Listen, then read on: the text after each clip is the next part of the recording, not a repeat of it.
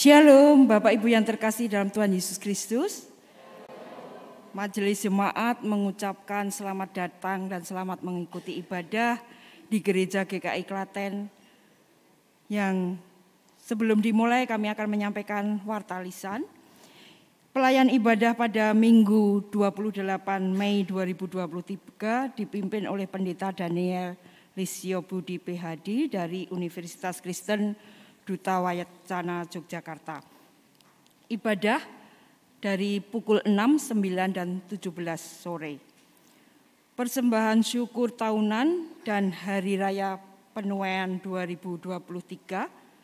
Persembahan syukur tahunan atau Thanksgiving Day diserahkan dalam ibadah Pentakosta pada hari Minggu tanggal 28 Mei 2023. Dengan penuh syukur pada hari Pentakosta tahun 2023, Majelis Jemaat GKI Klaten menyelenggarakan secara perdana Hari Raya Penuaian atau HRP pada hari Minggu tanggal 28 Mei 2023 pukul 11 waktu Indonesia bagian Barat, bertempat di GKI Klaten akan diselenggarakan pelelangan persembahan yang berwujud barang dari anggota jemaat dan simpatisan. Contoh pelelangan sudah ada di depan dan sebagian ada di luar. Nanti Bapak Ibu yang selesai mengikuti ibadah boleh mengikuti lelang pada siang hari ini. Sedangkan persembahan syukur tahunan atau amplop persembahan dapat dimasukkan pada kantong persembahan saat kantong persembahan diedarkan. Bagi Bapak Ibu jemaat yang belum mengambil amplop persembahan atau Thanksgiving Day yang seperti ini, bisa mengambil di depan pintu gereja. Yang ketiga, pelayanan sakramen baptis kudus dan baptis kudus anak, dewasa, dan sidi. Dalam ibadah pada hari Minggu tanggal 4 Juni 2023 di GKI Klaten pukul 9 waktu Indonesia Barat akan dilayankan baptis dewasa dan sidi. Sedangkan dalam ibadah pukul 17 waktu Indonesia Barat akan dilayankan baptis anak. Nama-nama peserta baptis dewasa, sidi, dan baptis anak dapat dibaca lengkap di warta gereja. Jika ada nama yang tertulis salah, mohon segera melapor ke kantor gereja pada hari dan jam kerja atau bisa WA ke nomor 0853 2935 4253. Yang keempat, pernikahan.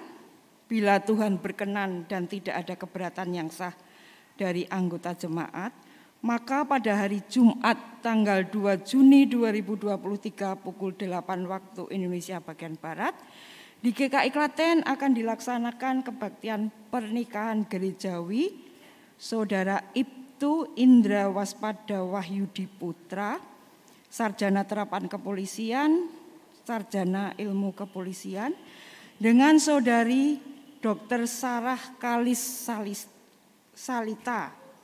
Sedangkan pada Minggu tanggal 18 Juni 2023 pukul 10 waktu Indonesia Barat di GKJ Kebon Agung Sleman akan dilaksanakan kebaktian pernikahan gerejawi Saudara Jordani Seriko dengan Saudari Keling Putu Pujawarsi. Mohon dukungan doa. Warta terakhir, selamat ulang tahun.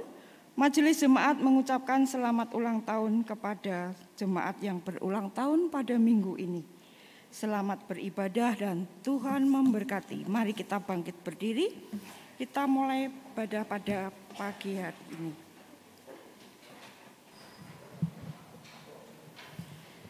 Inilah hari yang Tuhan jadikan bagi kita. Hari yang indah penuh berkat. Kita sambut kehadiran Allah memenuhi hati kita. Melalui Roh Kudus yang dicurahkan bagi kita. Terpujilah Tuhan selama-lamanya.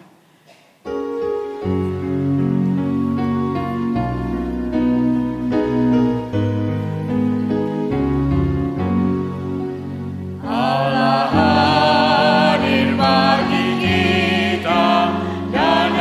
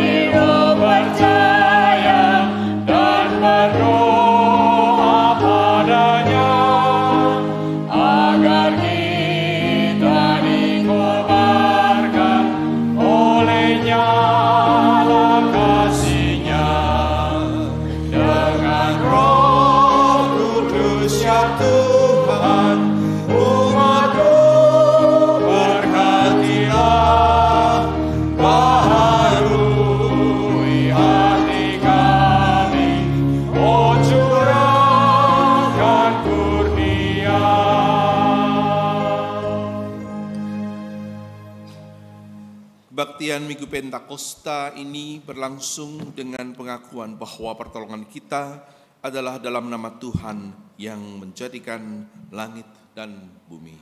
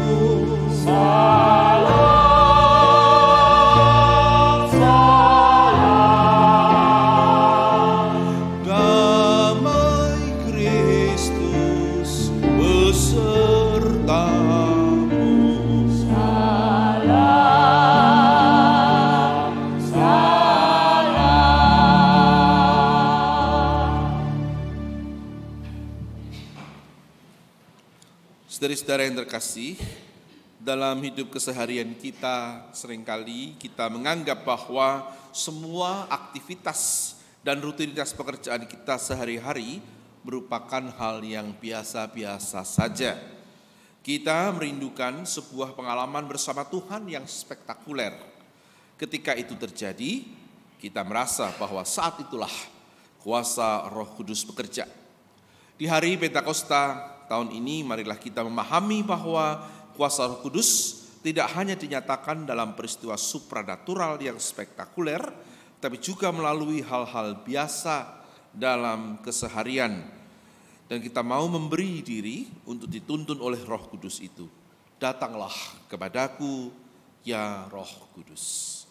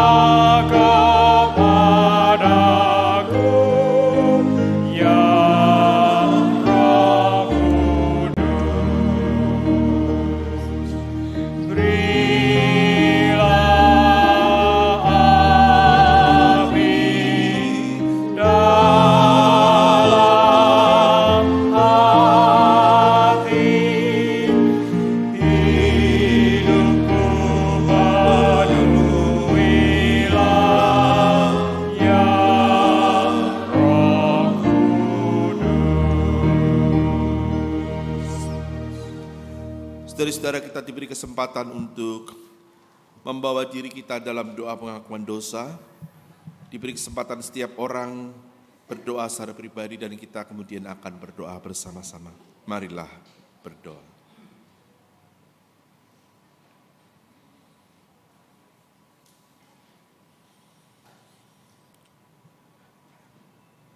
Ya Tuhan, kami datang mengakui bahwa seringkali ketika teguran Roh Kudus yang lembut itu datang pada kami mengabaikannya. Kami menulikan batin kami sendiri. Tak jarang kami mengeraskan hati kami, sekalipun kami mengerti apa yang Tuhan kehendaki. Kami orang yang bebal, seringkali tidak peka batin, buram dalam hati kami, bahkan keras.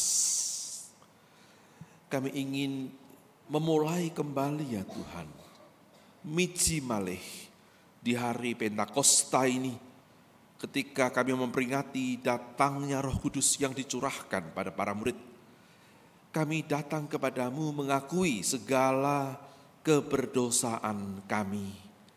Kami ingin kembali mengalami sentuhan Roh-Mu yang lembut, yang jernih, dan memberikan damai itu. Dosa kami menghalangi kami merasakan itu semua.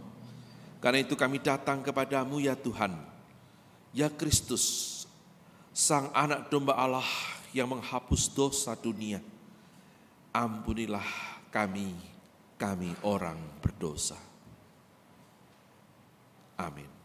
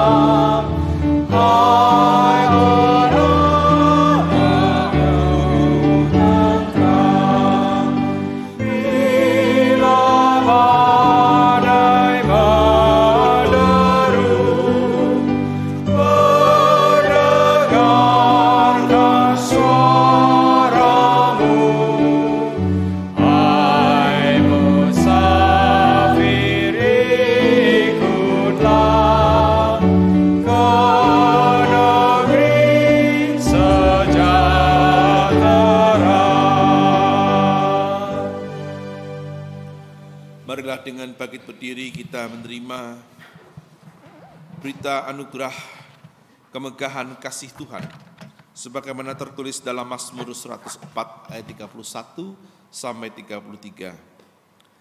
Biarlah kemuliaan Tuhan tetap untuk selama-lamanya. Biarlah Tuhan bersukacita karena perbuatan-perbuatannya. Dia yang memandang bumi hingga bergetar, yang menyentuh gunung-gunung hingga berasap. Aku hendak bernyanyi bagi Tuhan selama aku hidup. Aku hendak bermazmur bagi Allahku selagi aku ada. Biarlah renunganku manis kedengaran kepadanya. Aku hendak bersukacita karena Tuhan. Demikianlah berita anugerah dari Tuhan. Syukur kepada Allah. Marilah saling memberikan salam damai satu kepada yang lain.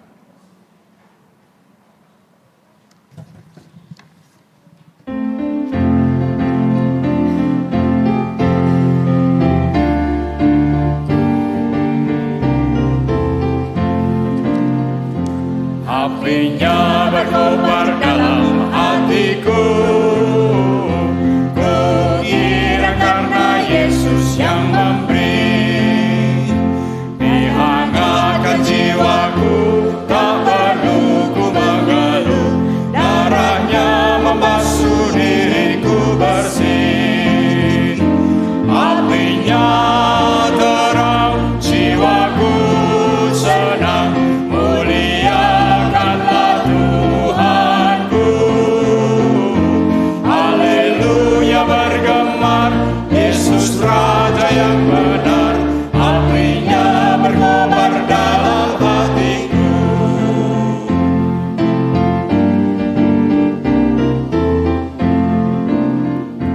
Apinya berkobar dalam hatiku, gembira hatiku selamanya. Ku bersaksi berseru, Yesus Juru Selamatku, karena ku berpegang pada janjinya.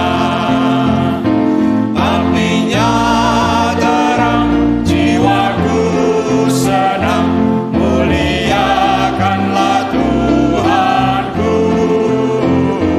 Haleluya bergemar, Yesus Raja yang benar, apinya berkobar dalam hatiku.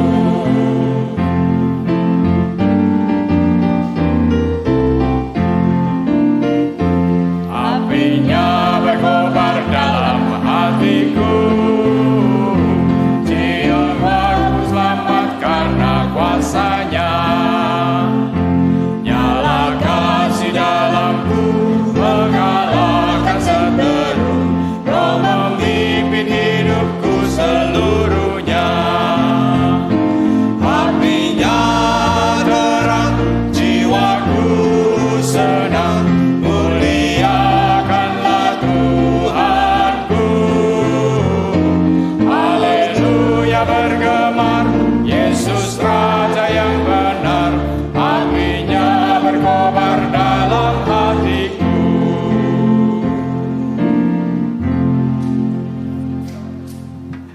Pelayanan pujian oleh paduan suara Immanuel.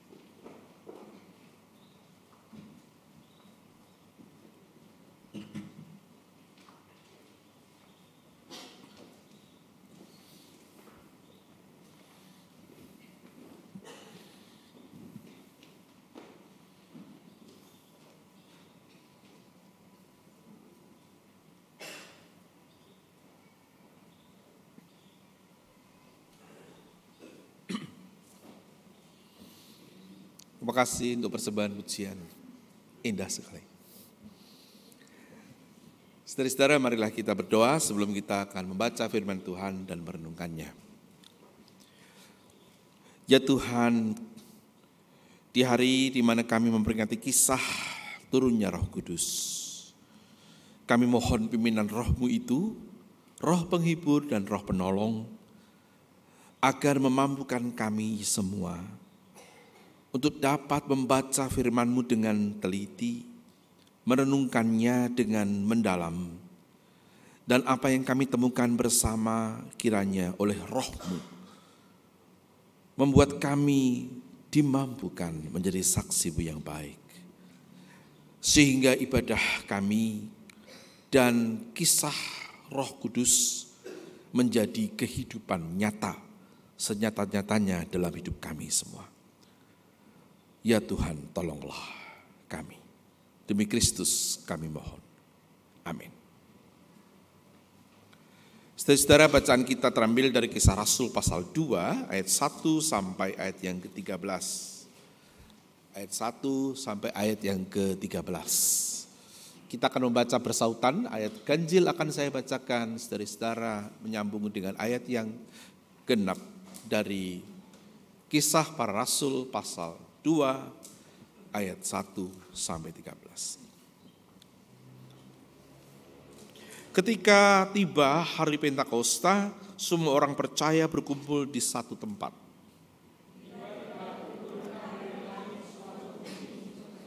Tiupan angin keras yang memenuhi seluruh rumah di mana mereka duduk. Dan tampaklah pada mereka lidah-lidah seperti nyala api yang bertebaran dan hinggap pada mereka masing-masing. Maka penuhlah mereka dengan Roh Kudus. Lalu mereka mulai berkata-kata dalam bahasa-bahasa lain, seperti yang diberikan oleh Roh Kudus pada mereka untuk mengatakannya. Waktu itu di Yerusalem diam orang-orang Yahudi yang saleh dari segala bangsa di bawah kolong langit. Ketika turun bunyi itu, berkerumunlah orang banyak. Mereka bingung karena mereka masing-masing mendengar rasul-rasul itu berkata-kata dalam bahasa mereka sendiri. Mereka semua tercengang-cengang dan heran lalu berkata, bukankah mereka semua yang berkata-kata itu orang Galilea?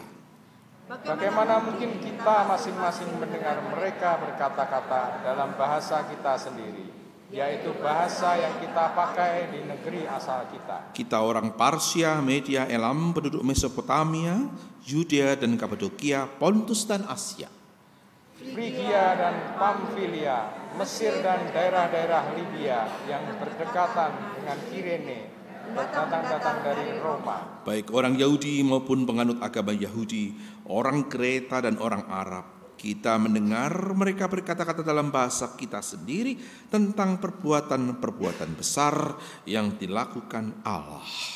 Mereka semuanya tercengang-cengang dan sangat termangu-mangu sambil berkata seorang kepada yang lain, apakah artinya ini? Tetapi orang lain menyindir mereka sedang mabuk oleh anggur manis.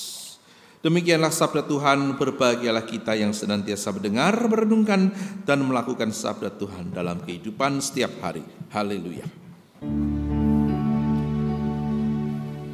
Haleluya, haleluya, haleluya.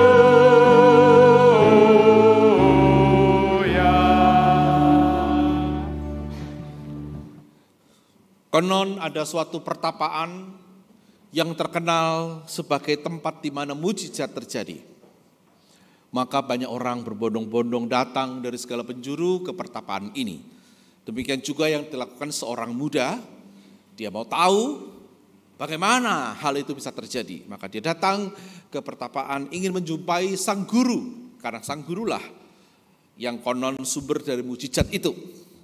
Sebelum bertemu sang guru, ia bertemu dengan banyak murid-murid sang guru itu. Nah, lalu dia bertanya pada salah satu di antara mereka, saudara, saya mendengar bahwa di tempatmu ini mujizat terjadi setiap hari. Apa benar begitu? Murid berkata, oh benar, tiap hari. Oh ya, iya.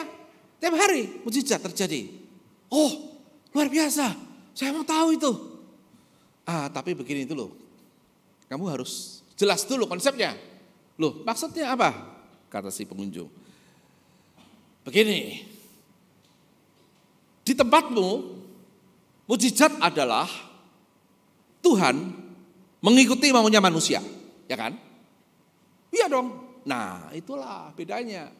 Di kami disebut mujizat jika manusia mengikuti maunya Tuhan. Makanya setiap hari terjadi mujizat. Ini cerita petikan dari kisah yang disunting Romo Antonio de Melo dalam bukunya Sejenak Bijak. Mujizat terjadi tergantung konsep Anda. Kalau Anda berharap ekstravaganza, ya tidak setiap hari. Tapi kalau mujizat adalah manusia mengikuti maunya Tuhan, itu bisa terjadi setiap hari.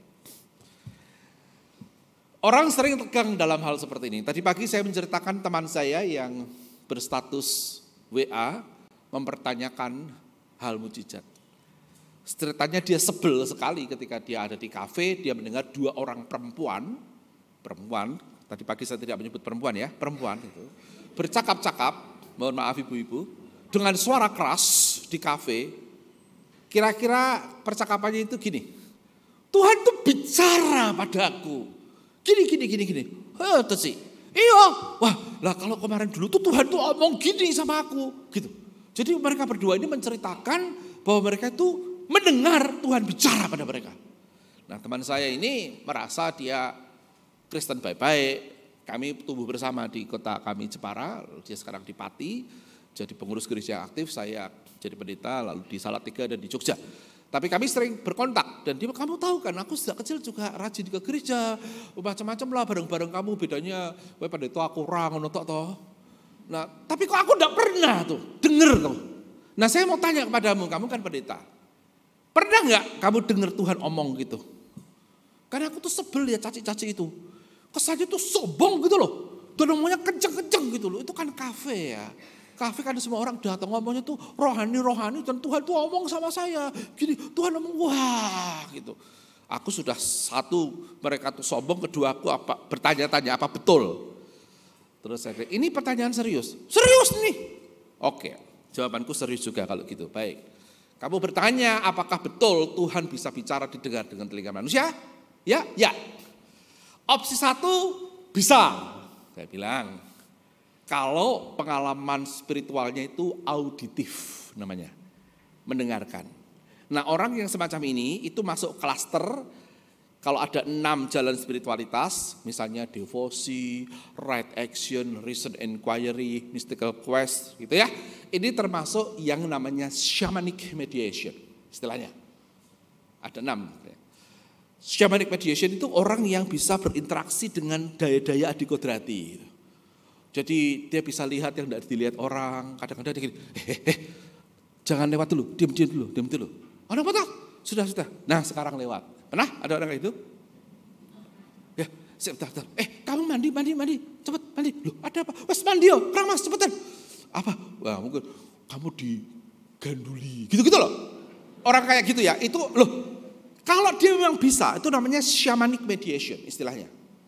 Kalau mau kapan-kapan kita bisa ngomong soal ini ya. Nah jadi saya bilang ke teman saya itu opsi 1 mungkin bisa kalau dia memang auditif dan tipenya shamanik. Bahwa aku dan kamu yang merasa dirimu awam, aku nih pendeta, dosen teologi, belum pernah mengalami itu karena tipe kita tidak begitu. Aku enggak. Kalau aku merasa Tuhan bicara tuh ya di hatiku. Di hatiku, ya di hatiku, Tuhan bersabdalah. Gitu kan lagu kita? Di hatiku. Nah tapi ini enggak, ini dengar. Nah, oke, makanya aku tidak pernah mengalaminya, tetapi tidak boleh kita menghakimi itu tidak bisa terjadi. Jangan dong. Kita harus fair pada kejutan-kejutan dalam hidup ini, dalam hidup rohani orang. Maka saya bilang, pertama, bisa jika dia auditif. Kedua, mungkin dia sakit jiwa, skizofrenia. Skizofrenia itu gitu. Lah, tanyalah pada dokter jiwa. Orang yang skizofrenik itu dengar. lakukan ini, itu, ini. Dengar. Betul-betul mendengar. Karena sakit jiwa. Terus dengan cepat teman saya senang. Jadi 2 caci itu sakit jiwa. Loh enggak boleh gitu dong. Tapi ada kemungkinan, ada. Kalau kemungkinan, sebagai sebuah kemungkinan ada. Tapi jangan menghakimi. Karena pertanyaanmu bisa tidak kan? Gitu jawabanku. Tapi kamu pernah? Oh enggak. Aku merasa Tuhan bicara di hatiku, di pikiranku. Gitu, bukan di kupengku, enggak. Nah saudara, ini selalu menjadi ketegangan ya. Kalau bisa ekstravagan begitu ya, kita dengar suara Tuhan spektakuler, wah rasanya itu jos. Tapi apakah betul? Apakah Tuhan selalu bicara dengan cara yang selalu spektakuler? Apakah kalau gereja tenang-tenang kayak GKI gini, gak ada Roh Kudusnya? Apakah kalau Roh Kudus ada, maka harus heboh, luar biasa, ekstravagan. Harus terjadi berbagai macam hal yang tidak masuk akal. Kalau hanya biasa bisa begini, nyanyi juga biasa, kadang fales. Apakah bukan Roh Kudus, lalu roh siapa? Roh kuda? Atau roh dari kudus? Atau apa? Kan kita gak boleh menghakimi begitu kan? Maka kita akan melihat teks. Bagaimana pengalaman pertama ini diceritakan. Di bawah terang tema, saya tidak melayani tema, saya lebih melayani teks. Kebetulan temanya mengenai karunia roh dalam hidup keseharian. Tapi kita akan periksa apakah tema itu mendapat dukungan dari teks. Mari kita perhatikan teksnya. Kisah Rasul 2 ada tahu ceritanya. Setelah Tuhan Yesus naik ke surga, dipesan jangan pergi, tinggallah di Yerusalem, engkau akan menerima kuasa dari tempat tinggi. Kalau engkau menerima kuasa, engkau menjadi saksiku di seluruh Yerusalem, Yudea, Samaria, sampai ke ujung bumi. Begitu kan? Kumpullah mereka setiap hari berdoa. Lalu Matias terpilih menggantikan Judas Iskariot. Mereka berkumpul di ruang atas, di upper room, atau istilah itu upper room. Nah, pada hari Pentakosta, itu hari unduh-unduh Yahudi, hari panen itu Shavuot namanya dalam bahasa Ibrani. Mereka berkumpul di Yerusalem bersama dengan semua orang Yahudi di segala penjuru. Jadi orang Yahudi itu ada di mana-mana, saudara. Namanya diasporic Jews, Yahudi diaspora. Nah, sekali setahun mereka datang dari mana-mana itu ke Yerusalem. Peristiwanya terjadi pada hari itu. Pada waktu itu mereka sedang berdoa dan turunlah Roh Kudus dalam bentuk lidah api, Anda tahu ceritanya. Kemudian mereka dipenuhi dengan daya roh itu dan mereka dikatakan di ayat yang keempat, penuhlah mereka dengan Roh Kudus, maka mereka berkata-kata dalam bahasa lain seperti diberikan roh itu kepada mereka. Nah, di titik ini sudah terjadi beda tafsir di antara gereja karismatik dan gereja ekumene seperti GKI. Teman-teman dari gereja karismatik saya sudah cek. Saya juga pernah ceramah bersama mereka, duet dengan rekan dari gereja karismatik. Dikonfirmasi ya, mereka akan mengatakan bahwa Kisah Rasul 2 pencurahan bahasa lidah. Itu katanya. Jadi turun lidah-lidah api, dalam bentuk lidah api, lalu mereka bisa berkata-kata dalam bahasa lain. Kita yang bukan orang karismatik dan tidak bisa bahasa lidah, pinter goyang lidah kita, tetapi tidak bisa bahasa lidah, kita meneliti teks dan kita bilang, sorry. Ini bukan bahasa lidah seperti 1 Korintus 14. Kalau 1 Korintus 14 jelas, ada berbagai macam karunia, salah satunya itu orang bisa berbahasa surgawi, rahasia begitu, yang dikenal oleh dia sendiri, Tuhan dan orang lain yang dikaruniai karunia menafsirkannya. Begitu rumusannya. Jadi dia sendiri, Tuhan dan orang lain. Maka tidak boleh dipakai di pertemuan ibadat kecuali ada yang menafsirkan, itu pun gantian kata Paulus, satu-satu gitu. Kalau kau mau pakai sendiri boleh, tapi tidak dalam pertemuan ibadat. Paulus sendiri bisa berbahasa lidah, dia bilang aku bisa berbahasa lidah lebih dari kami semua, tapi untuk membangun jemaat aku lebih suka 5 kata yang dimengerti daripada ribuan kata dalam bahasa lidah, gitu kan? Jadi rumus bahasa lidah adalah sekali lagi orang itu dikaruniai, orang lain bisa dikaruniai menafsirkannya. Dia omong dengan Tuhan, gitu ya. Ini kan bukan, ini tuh bahasa manusia loh. Cobalah, ketika ngomong itu yang tahu tuh orang Media, Elam, Mesopotamia, Kapadokia, Mesir, Pontus, Asia, Arab. Mosok itu bahasa surgawi rek? Kan enggak lah. Lalu diteliti, loh ini tuh bahasa Yunaninya. Wah, ada yang gitu tuh. Heterais lalia. bahasa asing gitu. Jadi ini istilahnya itu adalah xenolalia. Kalau mau pakai bahasa Latin. Xeno itu xenos asing, lalia. Ucapan-ucapan dalam bahasa lain. Itu luar biasa, tapi bukan bahasa lidah. Bahasa lidah itu bahasa surgawi. Ini bahasa manusia. Hebatnya adalah orang-orang biasa, tiba-tiba orang Galilea bisa bahasa-bahasa yang dipakai di diasporic Jews itu loh. Itu yang luar biasa. Jadi karunia Roh Kudus menurut sebagian orang adalah kemampuan berkata-kata dalam bahasa asing, bahasa lain, bukan bahasa surga, tanpa kursus. Itu kan heboh, bayangkan aja. Kita di Klaten ini maksimal bahasanya, dugaan saya pastilah bahasa Indonesia kita bisa, bahasa Jawa kita bisa, bahasa Inggris saya duga kita bisa, ya, bahasa notasi do re mi fa sol la si do kita bisa, ya toh. Paling itu ya. Bayangkan nih anggota paduan suara Immanuel ini yang tadi menyanyi demikian heboh itu tiba-tiba bisa berbahasa Swahili. Bayangkan Swahili, Eskimo, India. Bukan karena hafal kuts-kuts hotahe, enggak, dia bisa benar. Bisa berbahasa Mandarin, bisa berbahasa Korea selain Sarangeo. Tiba-tiba bisa berbahasa Ibrani, betul-betul. Kita biasanya kalau Ibrani hafalan. Shalom, haleluya, amin, hosana. Apalagi? Biasanya itu tak tahu. Yang Ibrani. Kalau bahasa Latin, Gloria in excelsis Deo nek Natal. Apa nih? Dona nobis pacem ada lagunya. Mensana in corpore sano, olahraga. Tapi ini benar-benar bisa gitu loh. Bahasa Ibrani benar-benar bisa. Itu tidak mudah. Saya dosen bahasa Ibrani, saudara. Ngajarin 14 kali pertemuan untuk Ibrani dasar, 14 kali pertemuan untuk Ibrani lanjutan, langsung baca teks. Tidak mudah, wah, luar bahasa Yunani juga tidak mudah. Bayangkan aja ini, anggota paduan suara Immanuel ini, tiba-tiba pacelong-pacelong, wah luar biasa bahasa Arab, Ibrani, Yunani, Jerman, Skandinavia, Spanyol, Swahili, Eskimo, bahasa cinta, bahasa kalbu. Makanya Anda bisa bayangkan, oh Klaten ini geger gejek loh. Loh, luar biasa dong. Kok bisa tanpa kursus loh? Kursus saja susah.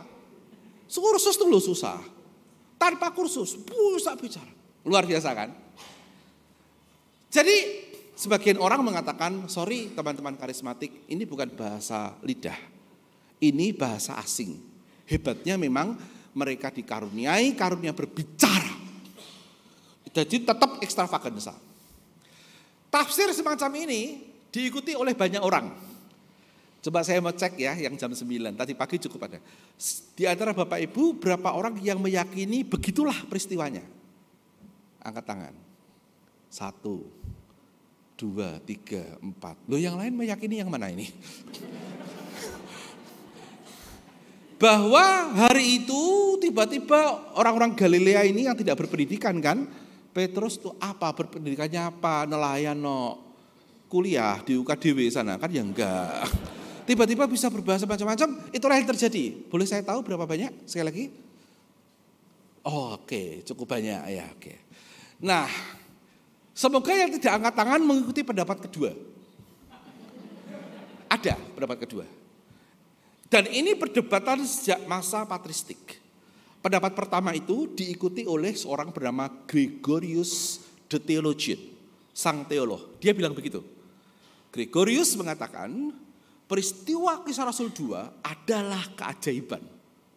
Orang bisa berbicara dalam bahasa yang dia tidak kenali sebelumnya. Tetapi ada orang lain bernama Gregorius Nyssa yang berpendapat berbeda. Maaf, bukan begitu kata dia. Ini itu begini ceritanya. Mereka omong dalam bahasa Ibrani atau Aram, ya mereka kan berbahasa Aram sehari-hari. Dan bahasa Ibrani itu dekat sekali. Misalnya kalau Anda mau tahu kedekatannya, misalnya dalam bahasa di Alkitab itu kan ada kadang-kadang ya. Misalnya Eli, Eli, lama sabaktani, itu Aram. Ibraninya itu Eli, Eli, lama azavtani. Dekat gitu ya. Ada kata Rabuni, ya itu ya bahasa Aram, Anda tahu ya. Jadi dekat-dekat dengan bahasa Ibrani. Oke, jadi mereka itu hanya berbahasa biasa aja. Tetapi Roh Kudus bisa menjadi semacam transporter language. Sehingga kedengarannya di kuping orang-orang Yahudi yang berasal dari Media Elam Mesopotamia itu dalam bahasanya sendiri. Jadi kalau di Klaten ini berkumpullah orang-orang asing tadi, Anda berbicara bahasa Jawa aja atau bahasa Indonesia, tetapi kedengaran di Mr. Tanaka itu bahasa Jepang. Kedengaran di Cristiano Ronaldo itu bahasa dia apa? Portugis ya, Portugal. Kedengaran di Lionel Messi itu bahasa Argentina. Kedengaran di Lindan ini hauma wopecetawa. Kedengaran gitu loh. Jadi Anda ngomongnya sebenarnya bahasa Jawa aja atau bahasa Indonesia. Tapi Roh membuatnya terdengar seperti dalam bahasa mereka sendiri. Patokannya apa? Ada, mereka bilang. Nisa mengatakan, lihatlah ayat pasal 2, ayat yang ke-6. Ketika turun bunyi itu, berkerumunlah orang banyak, mereka bingung, mereka ini orang banyak. Orang Yahudi macam-macam itu dari Media Elam Mesopotamia itu Mesir, bingung. Karena mereka mendengar masing-masing, rasul-rasul itu berkata dalam bahasa mereka sendiri-sendiri. Gitu. Itu ya, jadi loh, sejak kapan nih Petrus iso bahasa apa? Loh, mereka mendengarnya dalam bahasa sendiri. Sebetulnya para rasul omongnya dalam bahasa Ibrani atau Aram. Ada dua kemungkinan. Ini yang diikuti oleh Gregorius dari Nisa. Coba saya cek, berapa di antara Anda yang setuju yang ini? Ada juga. Nah, kalau Anda tanya, dari segi tafsir, hermeneutik, ilmunya namanya hermeneutik, mana yang benar? Sebagai dosen hermeneutik, saya akan bilang dua-duanya betul. Sejauh didukung oleh teks. Begitulah patokan ilmu hermeneutik. Sejauh ada indikasi tekstual, maka pemaknaan bisa dibangun.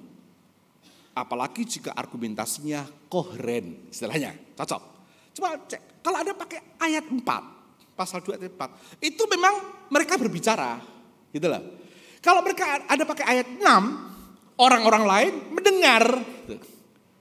Lalu Anda mau tanya, yang benar yang mana? Saya jawab, siapa yang tahu? Karena ketika peristiwa itu terjadi, itu tahun 30-an kan. Itu tidak ada wartawan ini loh, nyatet gini, orang-orang. Nggak ada. Peristiwanya terjadi tahun 30-an, Kisah Rasul itu ditulis sekitar tahun 85-90. Jadi ada jarak 60 tahun. Injil paling tua itu Markus. Itu pun tahun 70. Yang lebih tua dari Markus, sebagian dari surat-surat Paulus. Misalnya 1 Korintus itu pas tahun 50-52an. Galatia, Roma itu agak tua. Yang paling tua sekitar 1 Korintus. Tidak ada cerita Injil sebelumnya. Baru tahun 70 mulai Markus menulis Injil. Lalu Matius tahun 80, Lukas tahun 85, Yohanes tahun 90 sampai 110. Semua ahli PB yang baik akan bilang begitu. Karena memang begitu penelitiannya. Dari segi tekstual, dari segi bahasa. Yang terjadi itu getok tular. Tradisi gereja lisan. Makanya kalau Anda lihat cerita Injil-Injil, itu kan ada beda-beda. Berapa jumlah malaikat di kubur Yesus? 1 apa 2? Ya kan? Kan beda. Terus misalnya begini. Yesus berkata berbahagialah orang itu di bukit atau di tanah datar. Matius bilang di bukit. Lukas bilang di tanah datar loh. Ceritanya beda-beda. Ada yang tradisi Yesus lahir ditemui para gembala. Tradisi Lukas. Tradisi Matius gak ada gembala. Yesusnya sudah besar. Di rumah ada majus masuk. Guru sekolah minggu gabung. Ben rame. Ampun deh. Mana ada orang majus ketemu gembala itu mana ada. Nggak ada, itu karangan guru sekolah minggu. Loh, versinya beda. Dalam Markus tidak ada Natal, tidak ada Injil tertua. Makanya Matius ditempatkan duluan kan, karena ada cerita soal kelahiran Yesus. Bukan karena Matius lebih tua, enggak. Markus dulu tahun 70, Matius 80, Lukas 85, baru Yohanes. Nah, Kisah Rasul ini kan seri kedua dari tulisan Lukas. Seri kedua, diduga sekitar tahun 85-90-an. Mungkin lebih tepat tahun 90-an mungkin. Kalau itu benar, maka jarak peristiwa Kisah Rasul ini dan pencatatannya itu 60 tahun. Bayangkan, paduan suara yang indah ini menyanyi hari ini, tanggal 28 Mei 2023. Nanti pada tahun 28 Mei, 28 kan? Pada tahun 28 Mei 2083 ditulis. Berdasarkan itu, oh ternyata jawabannya suara yang banyak sini gondrong. Lu kan salah. Bagaimana? Begitu bisa dibilang gondrong. Maaf ya Pak.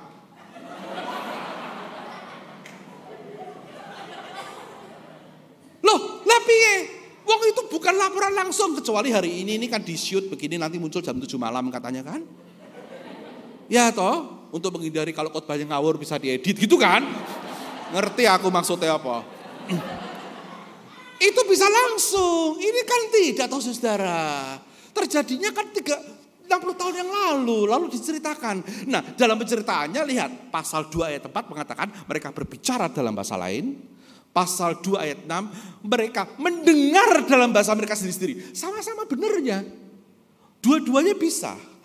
Maka tidak usah bertengkar lah. Tidak usah bertengkar. Karena memang ada argumentasi tekstual. Lalu pertanyaannya, kalau begitu, kalau kita tidak bisa memastikan persisnya bagaimana, apa prinsipnya? Nah, kalau itu dapat kita. Prinsipnya di ayat 11, silahkan dibuka. Mau orang-orang Galilea itu ngomong dalam bahasa aneh-aneh, yang mereka tidak pelajari sebelumnya, atau sebaliknya mereka ngomong dalam bahasa biasa, tapi didengar orang-orang dari seluruh dunia dalam bahasa mereka sendiri, whatever you choose, yang dikatakan sama, yakni pekerjaan-pekerjaan besar yang dilakukan oleh Allah. Itu prinsipnya. Jadi yang diceritakan itu adalah karya Allah. Jadi kalau kemudian orang salah paham, malah kemudian memuja dan menepuk tangani para pelakunya, keliru. Karena kalau toh sampai Petrus dan teman-temannya bisa berbicara dalam bahasa-bahasa asing, bukan karena mereka kan, tapi karena daya roh untuk menceritakan kemuliaan Allah. Kalau toh sampai orang-orang pendatang itu mendengar dalam bahasa mereka sendiri, seperti kalau ada tahu sidang PBB itu, bahasa Inggris kan ngomongnya, lalu kan pakai ini earphone semua. Itu masuknya ke telinga mereka bahasa masing-masing itu, karena ada yang terjemahin. Ini tidak ada kabelnya, tidak ada penerjemahnya, langsung itu ajaib. Silakanlah, tetapi itu adalah untuk menceritakan kemuliaan Allah.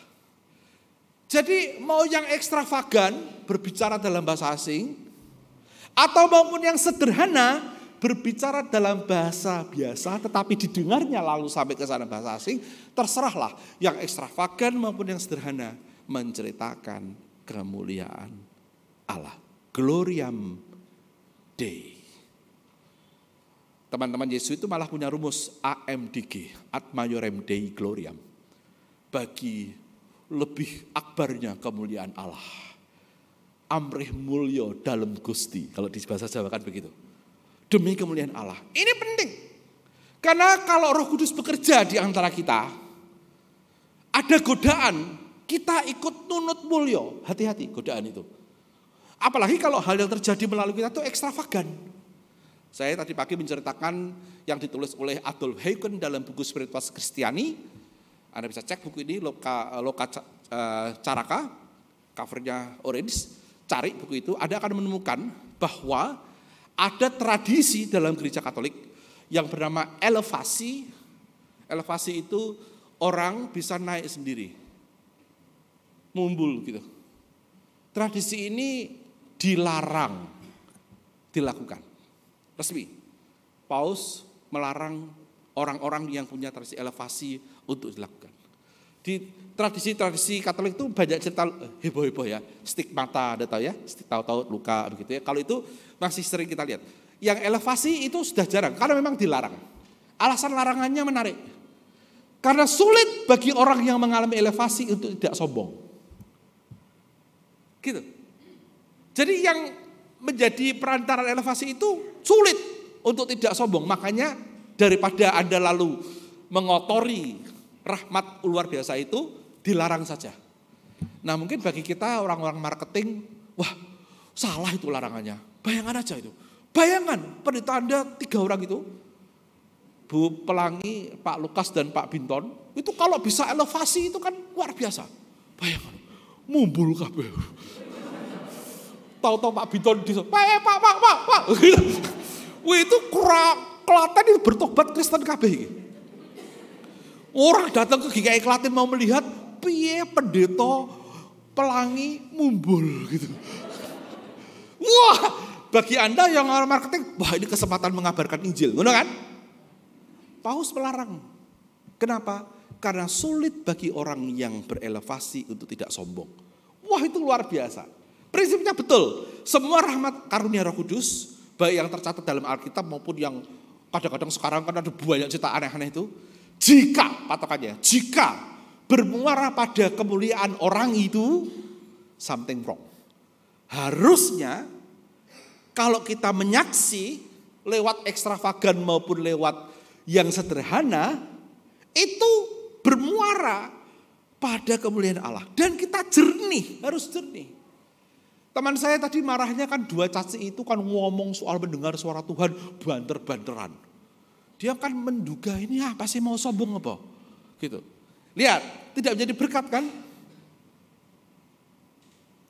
Bunga mawar yang harum, begitu mengaku dirinya harum, langsung kita sebel. Tapi begitu dia harum, dia tidak tahu kalau dia harum, lalu kita bilang, kamu wangi sekali. Dia tidak sadar kalau dia wangi, kita semakin kagum. Coba kalau dia tahu dia wangi, kita puji dia wangi, terus dia bilang, aku paling wangi di seluruh bunga. Itu kita mungkin malah sebel. Tidak terasa saya pakai contoh diri sendiri. Bayanganlah ada yang suka dengan khotbah saya hari ini. Misalnya, semoga ada. Lalu nanti kita namaste di luar kan. Salaman gitu. Terus Anda bilang begini ke saya, Pak Pendeta, khotbahnya luar biasa. Gitu ya. Saya pasti akan menjawab satu di antara beberapa ini. Pertama saya akan tuh, kedua saya bilang terima kasih. Gitu. Lalu mungkin saya kalau agak saleh, Tuhan dimuliakan. Kalau saya lihat ada orang Jawa, saya akan bilang berkah dalam Gusti. Gitu. Tetapi Anda kan mungkin tidak tahu jawaban sebenarnya di hatiku itu loh. Itu kan Anda gak tahu. Mungkin saja sebetulnya itu begini ketika Anda bilang, Pak Daniel khotbahnya luar biasa. Mungkin di hati saya itu gini, aku khotbah luar biasa. Es teh mas. Biasa itu, makanya bilanglah sama majelismu itu. Suruh sering-sering manggil saya. Jadwalku rapet loh. Gak undang aku gelem wis matur nuwun kowe. Jadi khotbahku bagus tuh biasa. Kamu enggak pernah denger ya? Itu lihat YouTube, klik namaku. Ngono. Tapi apakah saya akan bilang gitu nanti? Ya tidak. Saya kan bukan gila. Saya kan tahu berpura-pura. Saya tahu pretending to be humble. Terima kasih, puji Tuhan. Dalam hatiku, you never know. Ya kan? Paduan suara ini tadi pagi, Anda kalau mau tahu, luar biasa. Saya datang malam karena ibadah ternyata jam 6. Tadinya saya pikir jam 7. Di agenda saya itu jam 7 soalnya. Tetapi feeling saya beberapa hari sebelum minggu itu digerakkan oleh Roh Kudus.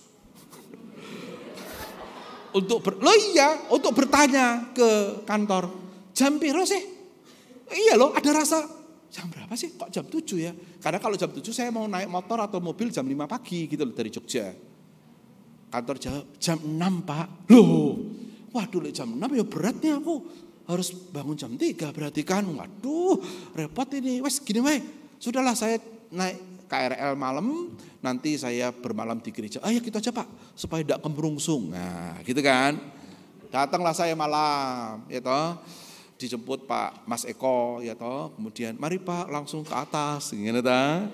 Langsung, saya sudah pernah ke sini sebelumnya, jadi saya tahu, oh yang ini.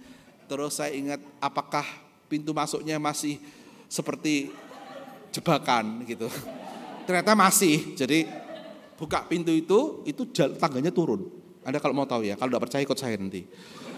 Jadi ruang tamu pendeta itu, ada buka pintunya, itu jalannya medun. Itu mungkin sekitar 30 derajat turun dan tidak ada pegangannya. Itu kalau anak muda kayak saya 52 tahun, masih muda ya. Masih muda lah ya. Itu bisa turun enak. Tek tek tek tek tek. Lah kalau engkong ini itu piye, enggak ada pegangannya. Mbok kon salto ngono kan malah bahaya. Tolonglah, aduh, majelis tidak pernah ngerasakan jadi pendeta sih. Itu turunnya tuh loh. Kalau sudah sepuh, saya bayangkan Pak Binton aja kesulitan itu. Ubinnya itu ya kalau lebar-lebar, cilik-cilik gini loh. Untung saya dulu atlet pingpong ya kan. Malam hari saya ngurusin macam-macam lah. Sambil mematangkan khotbah ya toh. Tidur 1:30. Saya bangunkan diri saya dengan alarm 4:30. Saya supaya masih bisa apalah gitu. Ya 4:30 mulai bangun riap-riap gitu ya. Mau mandi. Sepi tuh jam 5. Tiba-tiba ada suara. Latihan. Mereka ini latihan buat gak karu-karuan. Betul kan? Kaget aku. Wah boy jam 5. Wah ya Tuhan. Wah luar biasa, saya rajin sekali paduan suara ini. Saya mau mandi gitu. Ya. Mandi, loh kok showernya gak ada banyune. Jadi itu shower Anda saya juga gini. Iki piye sih iki? Oh terus mudeng saya, itu ada gentong. Satu merah, satu biru. Gentong budi gitu diisi air. Oh maksudnya adus gaya desa ini berarti. Oh ya wis. Wastafel sekat gigi ah. Loh, gak ada banyune. Oh iki berarti ngene iki. Di wastafel nih ngene gitu. Loh ini ndak apa-apa tak ceritain. Majelis kan belum pernah jadi pendeta, nggak ngerti kan. Gitu. Jadi saya pagi-pagi itu sambil gayungan gini, denger, adus, waduh gak karu-karuan, baju gentong loh, ada bayangan aja, ces gitu kan. Tapi mungkin suara mereka itu membuat hangat hatiku ya. Terus mereka nyanyi kan, tadi ya, bagus toh. Coba endingnya klimaks kayak gitu. Jalan kebenaran dan hidup, wah top.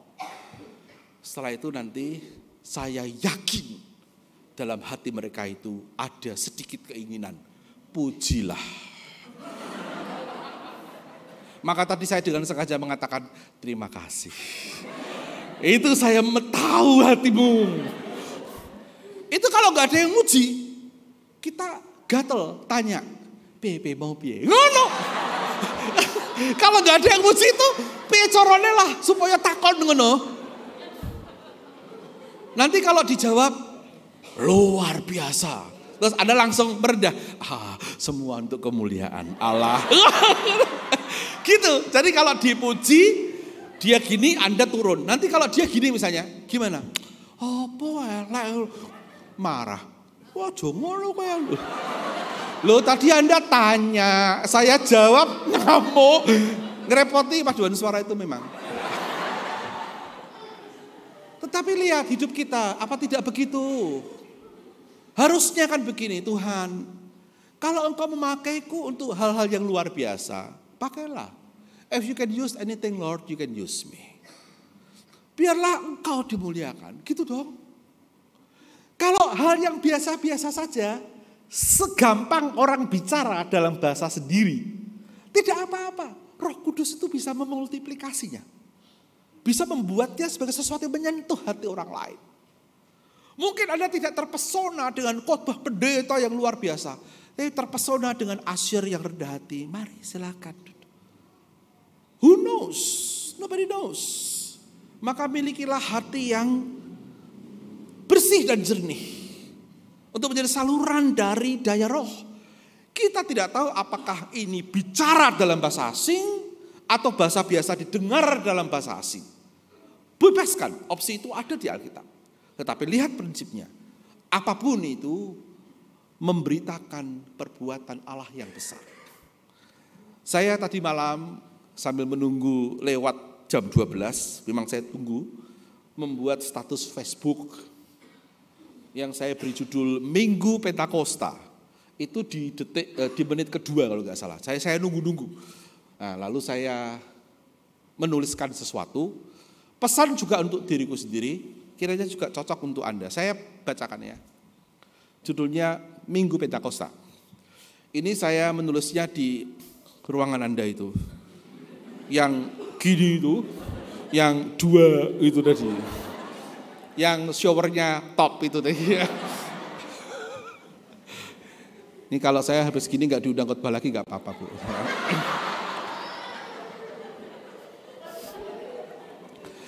Minggu Pentakosta. Tuhan, beta, saya menyebut diri saya di Facebook itu beta. Beta punya 3 pinta. Kabulkanlah kiranya. 1. Di tengah-tengah segala kemudahan bagi kami untuk menyeleweng dari jalanmu dan menelikungmu, ya Tuhan, buatlah mata hati kami bersih dan pilihan kami berani serta sesuai. Jadi kalau kita bisa mencong sana sini, berikanlah kebersihan batin. Supaya kalau memilih hidup bagaimana, itu sesuai dan berani. Kata berani penting di sini. Roh Kudus berkobar, ya kan? 2. Di tengah-tengah tarik-menarik yang menggegap gebitakan dalam segala realitas hidup kami sehingga keruh dan buram meraja. Hidup kita kadang-kadang tuh sampai gaduh sekali gitu ya. Wah, luar biasa tarik-tarik hal. Ya Tuhan, rahmatilah kami dengan keheningan. 3. Di tengah-tengah membiasanya segala hal, ketika semua mendatar, hidup tak bergelombang, angin sepoi-sepoi, jalanan lurus malah membosankan. Jadi dalam hidup harian yang biasa sekali, ya Tuhan, teguhkan dan segarkanlah tekad kami kuat-kuat. Karena kami lemah dan banyak salah, tekad kami untuk memeriksa batin dan berdisiplin mencintaimu dan menjaga cinta itu tumbuh, bertunas, rindang, berbuah dalam hal-hal sederhana, dalam hal-hal biasa, hingga tiba waktu kami sendiri suatu saat melihat wajah-Mu indah mulia, penuh kegembiraan dan damai suatu hari nanti abadi. Enak dibahasakan, indah semoga kedengaran, tetapi sulit sekali. Tetapi itulah panggilan kita. Kita mungkin sesederhana Petrus, sesederhana para murid yang lain, orang-orang Galilea kita. Tetapi kalau roh itu turun atas kita, kita bisa dipakainya, mewarta. Tidak usah berkeinginan menjadi hebat dan besar. Jadilah dirimu sendiri, dirimu yang berarti bersih dan jernih. Dirimu yang memeriksa batin, dirimu yang berkarya setiap hari. You may start with your daily life. Mulailah dalam hidupmu sendiri, dari keluargamu, dari gerejamu, dari pekerjaanmu. Jernih batinmu, bening menangkap kehendak Tuhan. Dan mempersilahkan daya roh bekerja melaluimu. Maka Allah bisa menggerakkanmu untuk menghadirkan kesaksian yang baik demi kemuliaan-Nya. Dan jika sudah ada hasilnya, Allah dimuliakan melaluimu, keep silent, diam. Jangan mencoba mencari poin. Aku toh, Kalau tidak ada aku, untung ada saya, dan sebagainya. Hal-hal itu akan membuat kesaksian Anda dari bunga mawar melati harum berubah dalam sekejap mata menjadi kembang temblek-temblekan. Bau. Milikilah kesadaran batin. Cintai Tuhan, cintai sesama. Persilakan Allah memakaimu demi kemuliaannya.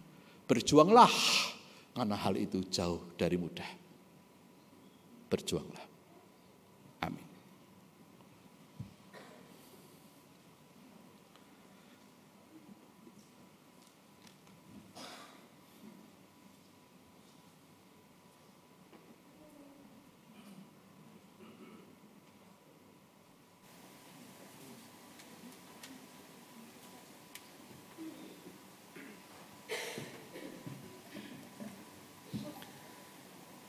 Jemaat diundang untuk bangkit berdiri.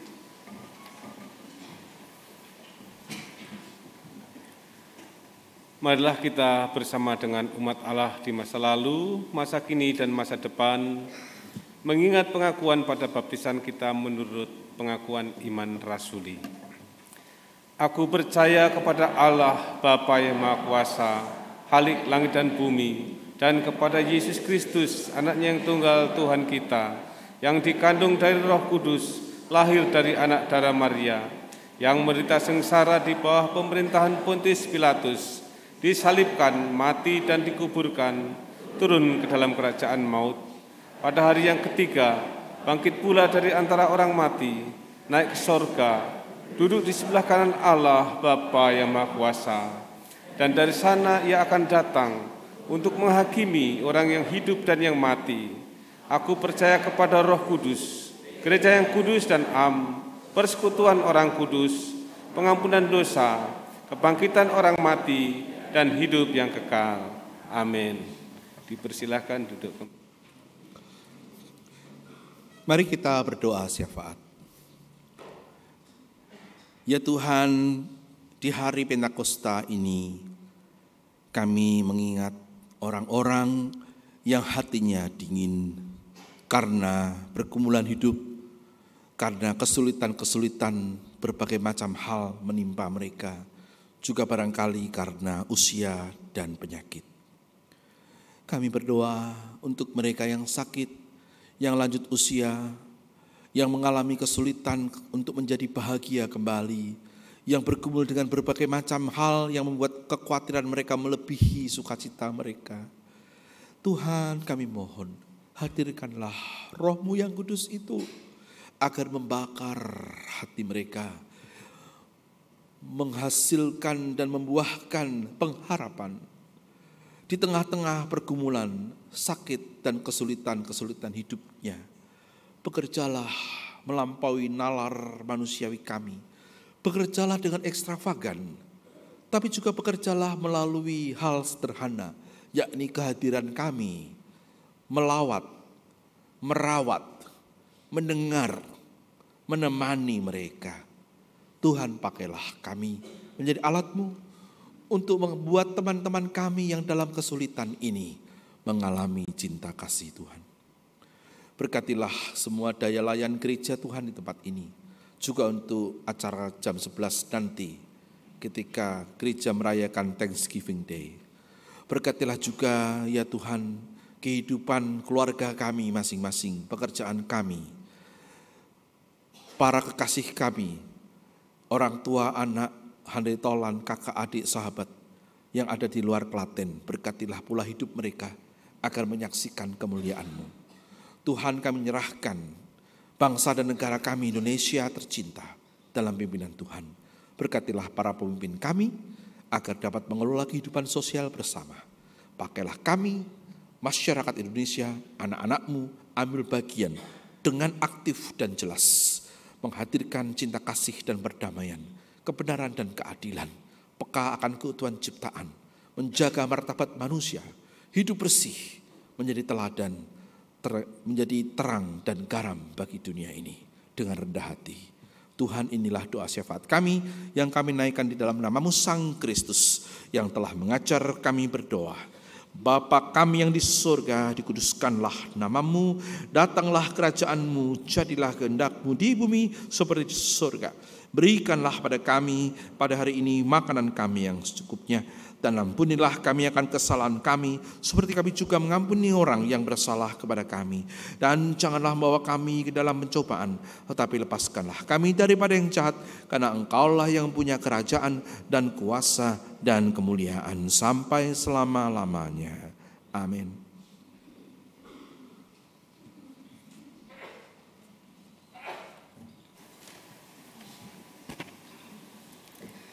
Jemaat Tuhan, marilah kita mengucap syukur atas berkat dan karunia Tuhan yang tak pernah bisa kita hitung banyaknya di sepanjang hidup kita. Mari kita memberikan persembahan yang terbaik bagi Tuhan. Kita mengumpulkan persembahan kita, baik persembahan mingguan maupun persembahan syukur tahunan. Yang menjadi landasan persembahan kita yaitu diambil dari 1 Tawarik pasal yang ke-16 ayatnya yang ke-29. Demikian, berilah kepada Tuhan kemuliaan namanya, bawalah persembahan dan masuklah menghadap Dia, sujudlah menyembah kepada Tuhan dengan berhiaskan kekudusan. Dengan penuh syukur, mari kita pujikan pujian NKB 100, Rindukah Engkau mendapat berkat Tuhan.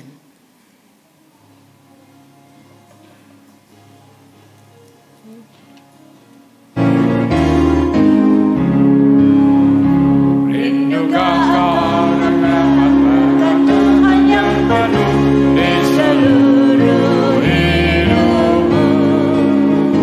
Mintalah kepada Bapamu yang janjinya teguh, menyertai langkahmu.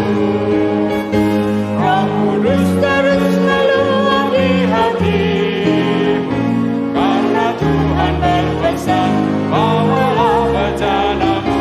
Roh Kudus terus meluapi hatimu, dengan kuasa-Nya. Bait kedua dinyanyikan oleh wanita.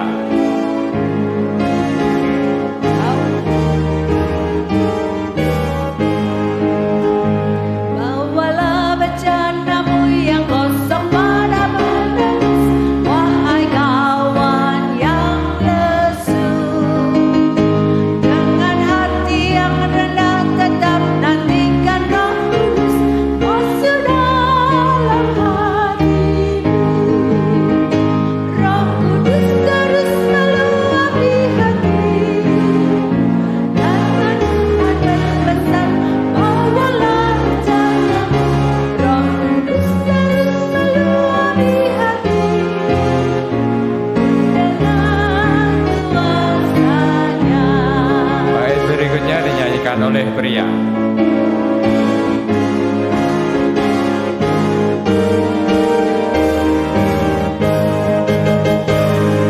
Anugerah ilahi pun mengalirlah terus, tak berubah kasih-Nya. Bejanamu kan terisi oleh kuasa Roh Kudus, ya dan amin janji-Nya. Roh Kudus terus meluapi hatimu, karena Tuhan berpesan, bawalah bejanamu. Roh Kudus terus meluapi hatimu, dengan kuasa-Nya. Biarlah musik memuji Tuhan.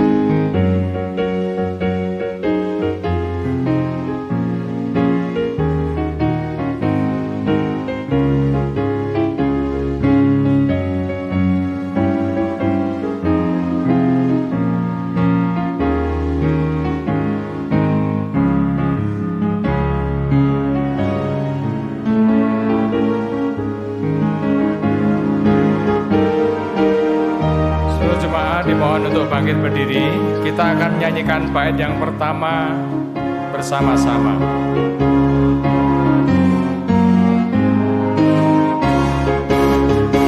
Rindukah engkau mendapat berkat Tuhan yang penuh di seluruh hidupmu? Mintalah kepada Bapamu yang janjinya Teguh menyertai langkahmu. Roh Kudus terus Meluapi hatimu, karena Tuhan berpesan, bawalah bencanamu. Terus meluapi hatimu, dengan kuasa-Nya.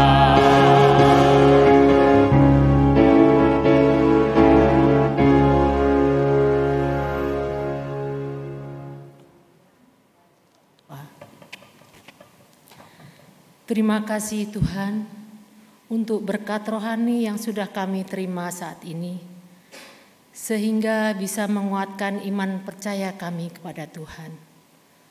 Selanjutnya, kami hendak memberikan persembahan syukur kami, baik persembahan mingguan, persembahan bulanan maupun persembahan tahunan. Kiranya persembahan yang kami persembahkan ini dengan kerelaan hati kami boleh menjadikan berkat untuk pelayanan di gereja ini. Terima kasih Tuhan. Kiranya di dalam persembahan kami ini, apabila terselip dosa dan salah kami, kiranya Tuhan mengampuni kami. Kami juga berdoa untuk majelis yang mengelola keuangan persembahan ini, biarlah Tuhan berkati sehingga berkenan di hadapan Tuhan. Terima kasih Tuhan. Doa yang jauh dari sempurna ini hanya kami alaskan melalui Putra-Mu yang tunggal, Tuhan kami Yesus Kristus. Kami berdoa dan bersyukur.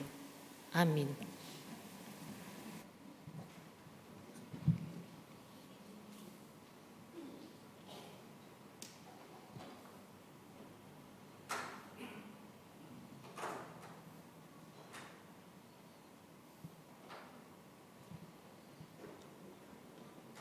Tidak dibutuhkan orang hebat untuk menjadi saksi dari kuasa Roh Kudus.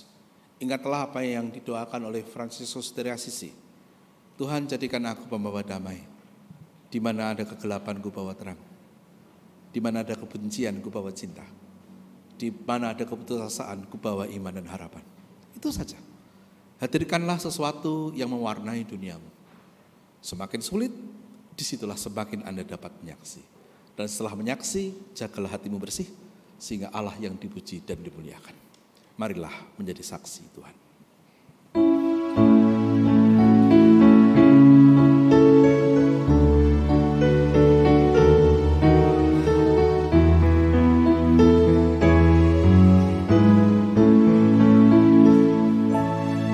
Sebarkan wartanya kepada manusia yang hidup berkesan di dunia.